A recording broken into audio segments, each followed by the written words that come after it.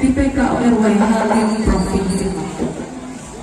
Baik hadirin tamu undangan yang berbahagia, sebagai ungkapan rasa syukur kita atas kehadiran Allah Subhanahu wa Ta'ala dan tentunya untuk melancarkan jalannya acara kita pada hari ini, mari kita berdoa bersama yang akan dipimpin langsung oleh Bapak Dewi. Kami persilakan.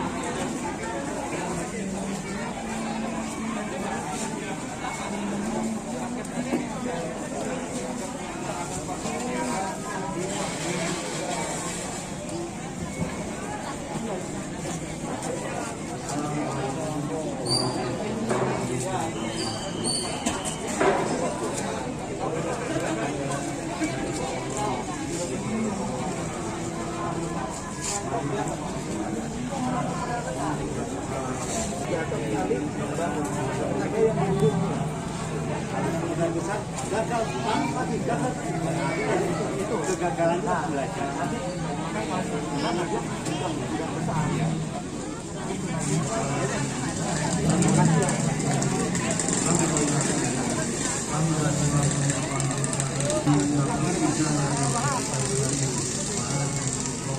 Edward Nam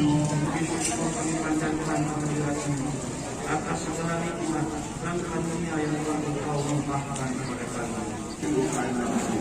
Ya Rabbana, lancarkanlah agar kami, lindungi bangsa kami, lindungilah masyarakat kami melalui PKK, agar kami dapat menyempurnakan pembangunan. Kepala OPD terkait dengan hal ini, Dinas Tenaga Perdagangan Hortikultura, Kasat OPD, PLT, Kepala Dinas Kabupaten PKL, Kepala Biro Perekonomian, yang kami hormati pimpinan wilayah Bulog Lampung atau yang Bulog ini, yang kami hormati para distributor dan pelaku usaha yang telah berpartisipasi atas penyelenggaraan kegiatan ini, yang kami hormati para UKM,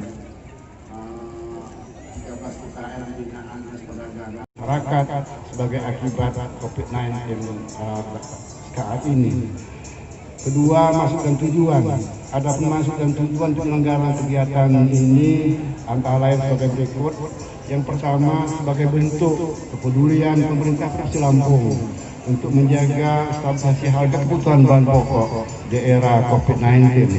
Kemudian yang kedua, untuk membantu masyarakat yang kurang mampu serta upaya mengendalikan tingkat inflasi di daerah. Tiga, Romawi masukkan waktu dan tempat. Kegiatan stabilisasi harga kebutuhan bahan pokok ini dilaksanakan di 10 titik Pak Gubernur, 5 titik di Bandar Lampung, 2 titik di Pesawaran, 2 titik di Lampung Selatan, dan 1 titik di Kota Metro. 4, Romawi peserta kegiatan gelar stabilisasi harga kebutuhan bahan pokok. Ini terdiri dari produsen, distributor, serta NM, binaan Dinas Perdagangan, dan telur ayam eras dari Pinsar Petelur Nasional Provinsi Lampung, kemudian daging ayam beku dari Perhimpunan Industri Peternakan Ayam Beras Provinsi Lampung, kemudian juga gula putih dari PT Gunung Madu, kemudian mie instan, sarden, dan saus sambal dari perusahaan daerah Sumber Pangan. Yang satu ini Pak Gubernur dari Jakarta. Kemudian harga yang kita terapkan di sini itu di bawah harga pasar. Sebagai contoh, untuk telur ayam ras di pasar 23.000 sampai 24.000 rupiah. Di sini kita jual pada kegiatan ini 20.000 rupiah. Kemudian beras, Pak, harga head beras ini yang medium 9.400 untuk Lampung. Di tempat ini kita jual dengan harga 8.000 rupiah per kilogram. Bapak Gubernur, harga komoditi yang dipasarkan pada kegiatan gelar stabilisasi harga kebutuhan pokok ini sekali lagi lebih murah dari harga pasar. Ini merupakan salah satu bentuk partisipasi dan dukungan para pelaku usaha, dalam hal ini distributor yang ada di Provinsi Lampung. Selanjutnya kami mengucapkan terima kasih atas jajaran Satgas Pangan Polda Lampung, kemudian Kepala Perwakilan Bank Indonesia. Kita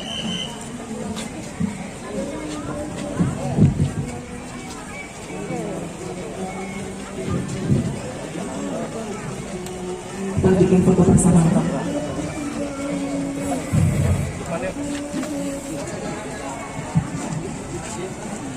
Mohon izin salah satu percaya. 1, 2, 3. Cukup baik. Baik, sudah siap. Dengan mengucap Bismillahirrahmanirrahim dalam hitungan ketiga, bersama-sama akan kita saksikan peresmian stabilisasi harga kebutuhan pokok dan eksistensi UKM Lampung. Baik, Bismillahirrahmanirrahim. 1, 2, 3. Kami persilakan, Pak.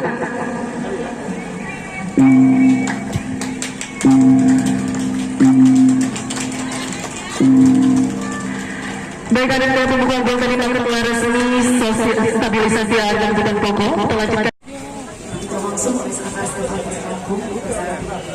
jaga hati, jaga hati. Jangan dekat baik.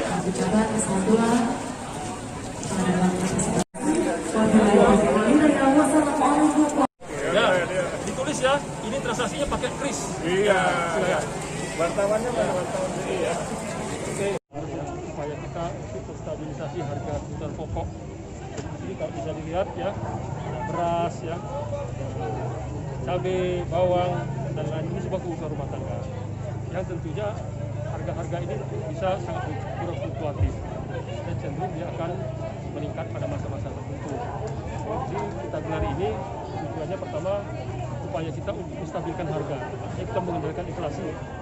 Yang kedua, dukungan dari dunia usaha UMKM, kita memberikan kesempatan masyarakat untuk mendapatkan barang-barang kebutuhan dengan harga yang lebih rendah dari pasar. Jadi ini akan menstabilkan harga. Jadi manfaatnya ke masyarakat, ya, kalau masyarakat yang mungkin kurang mampu dengan saat ini. Itu jadi tujuannya. Ini berapa titik Pak yang? Ini ada 10 titik ya, yaitu di Kota Bandar Lampung, di Metro, Sarepan, dan di Lampung Selatan. Karena di Bandar Lampung sendiri ada berapa titik? 5, dan sisanya di kabupaten. Sampai kapan Pak ini Pak masa ini Pak? Berapa hari gitu? Sampai akhir Februari ya. Tapi kegiatan hari ini di titik ini hanya sampai hari ini. Bergilir ya. Selanjutnya nanti tanya semua. Jadi di sini diatur barangnya memang sudah tersedia pada beberapa tertentu. Masyarakat boleh beli tapi tidak boleh diborong. Maksimal 2 kilo.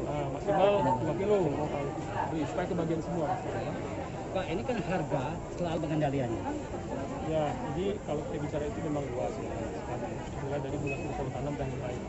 Tapi di titik ini kita gelar ini pasti berpengaruh gitu dengan harga pasar. Karena di sini lebih murah. Kan kalau kita bicara hukum ekonomi, kalau supply-nya ditambah, pasti harganya lebih murah. Betul. Sampaikan Pak Sekretaris sebenarnya sudah jelas bahwa ini kegiatan dalam rangka pengendalian harga, pengendalian inflasi, sehingga tidak terjadi gejolak harga di masyarakat. Dan juga tadi Pak Sekda saya ucapkan terima kasih karena telah melakukan transaksi dengan non tunai dengan menggunakan Quick Response Intelligence Standard atau KRIS, di mana masyarakat tidak perlu menggunakan uang tunai dalam bertransaksi, sehingga ini menjadi lebih aman karena kita masa pandemi COVID. Jadi apa yang dilakukan oleh Pak Sekda kiranya bisa juga dilakukan oleh masyarakat, karena dengan KRIS itu mau punya GoPay, punya Shopee, punya Link Aja, atau punya bank-bank apa yang punya KRIS bisa bertransaksi secara langsung. Demikian. Di awal ini belum ada ya, karena kan masih Januari ya. Kalau kemarin di 2020 2%. Atau sesuai dengan target nasional 3+-1, jadi kita di batas bawahnya, berarti bagus gitu ya. Kalau di awal ini untuk antisipasi tadi Pak Sekretaris sampaikan, karena harga-harga karena mungkin cuaca ya Pak Sekda ya, karena awal tahun juga karena kegiatan masyarakat juga sudah mulai meningkat, ada pergerakan harga yang meningkat. Kecamatan Prisewu, Kabupaten Prisewu. Pak, mungkin bisa dijelaskan Pak, Bapak sebagai petani bawang ini berapa hektar Pak Bapak punya? Kalau kami pribadi itu nanam hampir 1,5 hektar.